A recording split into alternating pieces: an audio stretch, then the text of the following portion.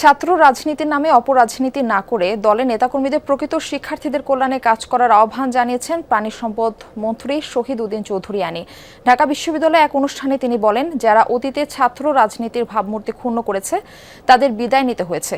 এ থেকে সবাইকে শিক্ষা নিতে বলেন মন্ত্রী। এ সময় খাল খনন ও রক্ষণাবেক্ষণ নিয়েও কথা বলেন তিনি। জানান, এসব কাজের ধারাবাহিকতা না থাকায় নদী খাল দখল ও বর্জ্যের সমস্যা বেড়েছে।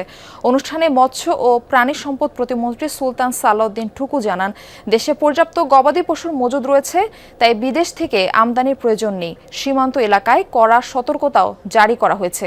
চোরাই পশু দিয়ে কোরবানির বিষয়ে ক্রেতাদের সচেতন থাকার আহ্বান জানান প্রতিমন্ত্রী।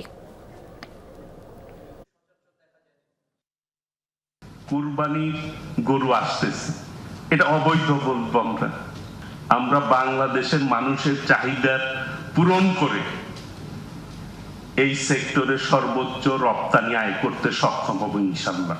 ছাত্র রাজনীতির প্রতি যে একটা বিমুখতা, এখান থেকে আমাদেরকে বের হয়ে আসতে হবে।